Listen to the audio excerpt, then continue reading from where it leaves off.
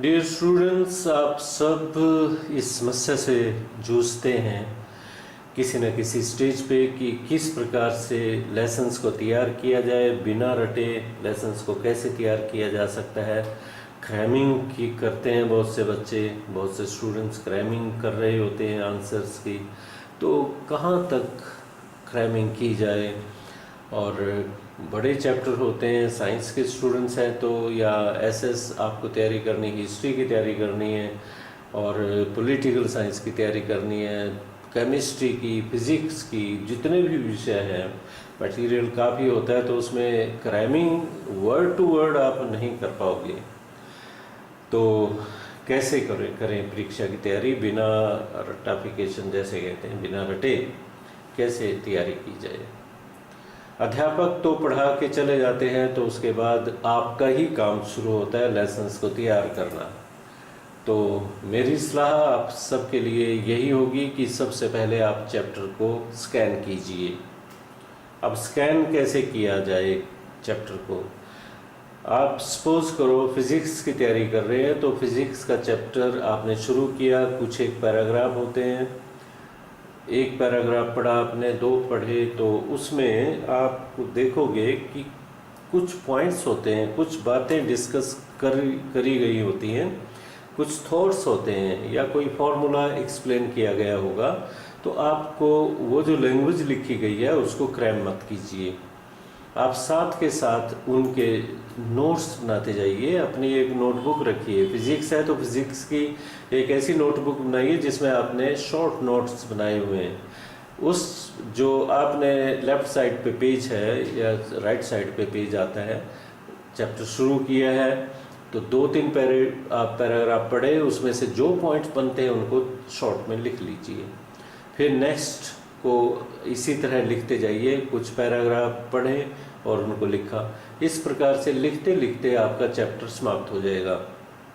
आपने पॉइंट्स बना लिए। हर पैराग्राफ में 2-3 थॉट होते हैं, 4 थॉट होंगे, उन थॉट्स को लिख लीजिए। और फिर इसके बाद आप उन थॉट्स को रिवाइज कीजिए, अपने दिमाग में पिक्चर बनाइए उनकी कि क्या यही पॉइंट थे जो आपने लिखे हैं सारे। आप उनको अंडरस्टैंड करके माइंड में बिठाइए और उनको रिवाइज कीजिए अपने दिमाग में। आपने लैंग्वेज, ये ध्यान रहे, लैंग्वेज आपने क्रैम नहीं करनी, लैंग्वेज लिखनी भी नहीं है, सिर्फ पॉइंट्स लिखे आपने जो मेन पॉइंट्स बनते हैं। और फिर इन पॉइंट्स को आपने रिवाइज किया, आपने ये चेक किया चैप्टर समाप्त होने के बाद कि सारे पॉइंट्स मेरे माइंड में हैं। तो बेहतर होगा कि आप उन पॉइंट्स को अपने फ्रेंड्स के साथ डिस्कस कीजिए, उससे और वो आपके दिमाग में बैठेंगे और रहेंगे, याद रहेंगे आप, क्योंकि आपने डिस्कशन की है। और कुछ पॉइंट्स नए भी जुड़ सकते हैं, आपके फ्रेंड्स कुछ और पॉइंट ऐड कर सकते हैं। डिस्कशन ज़रूर कीजिए, ये काफ़ी लाभदायक होती है अगर आप चाहें तो। नहीं तो अपने घर में भाई बहन या फादर के साथ डिस्कशन करें, या नहीं करनी है, टाइम नहीं है तो कोई बात नहीं है। आपने पॉइंट्स बनाए, आपने पॉइंट्स लिखे और रिवाइज किए, और समय समय पे इनको रिवाइज आप करते रहोगे। और हो सके उस चैप्टर के जो पॉइंट्स बनाए थे आप उनके अपनी लैंग्वेज में लिख लो। अगर टाइम है तो उनको ज़रूर लिखें। अगर जैसे पॉलिटिकल साइंस है, पॉलिटिकल साइंस में आप गिने चुने क्वेश्चन तैयार करते हैं तो उनके नोट्स बनाए जा सकते हैं। ऐसी हिस्ट्री में, फिज़िक्स, केमिस्ट्री में बहुत ज़्यादा मटेरियल होता है, आप पॉइंट्स में रखिए और माइंड में आपकी लैंग्वेज पे कमांड होनी चाहिए। अगर इंग्लिश में आप लिख रहे हैं, इंग्लिश मीडियम है, तो आपकी लैंग्वेज में कमांड होनी चाहिए, उनको अपनी भाषा में लिखिए।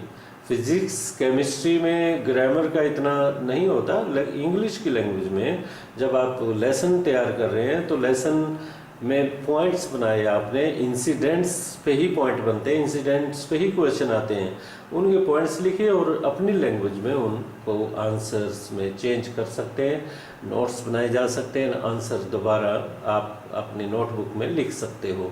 पॉइंट्स अगर रखने हैं माइंड में तो पॉइंट्स रखिए, अगर आपको पता है कि आप लैंग्वेज बना सकोगे। और रिवाइज समय समय पे करते रहिए। हफ्ते बाद, 10 दिन बाद एक टाइम ऐसा रखिए जिसमें जो भी आपने 10 दिन पहले लर्निंग की है उसको रिवाइज ज़रूर करें, क्योंकि रिवीजन ही, एक रेपिटेशन ही ऐसा होता है जिससे आप क्वेश्चंस को, आंसर्स को लर्न करते हो, याद रखते हो। रिवीजन नहीं होगा तो याद नहीं रहेगा कुछ भी।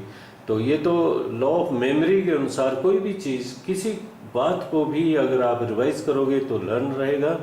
सिर्फ क्वेश्चन आंसर्स में ऐसा नहीं होता, हर बात में ऐसा होता है। रिवीजन बहुत ज़रूरी होता है। जैसे मोबाइल नंबर अगर आप अपना रिवाइज नहीं करते, बार बार यूज़ कर रहे हैं तो याद रहेगा। अगर आप अपने ही मोबाइल नंबर को कभी माइंड में आपने दोहराया नहीं है, रिवाइज नहीं किया, तो आप अपना ही मोबाइल नंबर भूल जाते हो। तो रिवीजन बहुत ज़रूरी होता है याद रखने के लिए। तो इस तरीके से ये वीडियो एंड अप हो जाती है। इसमें मैंने आपको बताया कि बिना रटे आप प्रश्नों को कैसे लर्न करोगे, आंसर्स को लर्न करोगे, नोट्स बनाओगे और नोट्स को रिवाइज करोगे। डिस्कशन करनी है तो करोगे, अदरवाइज़ आप अपने जहन में बिठाइए, उनको माइंड में बिठाइए। पेपरों में भी जब आपको एग्ज़ाम होते हैं तब भी उनकी मदद लीजिए। अगर आप चैप्टर को गो थ्रू दोबारा करना चाहते हैं तो कीजिए, और साथ साथ उन पॉइंट्स को भी रिवाइज करके और आंसर उनसे बनाए जा सकते हैं।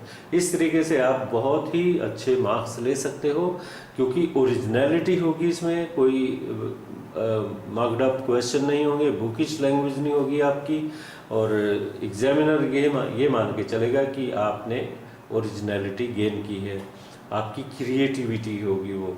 तो ये बेस्ट वे है, और 90+ मार्क्स आप इस तरीके से ले सकते हो, ये मेरा मानना है। तो नेक्स्ट वीडियो में कुछ और बातें लेके आऊँगा। Till then have a nice day. Thank you.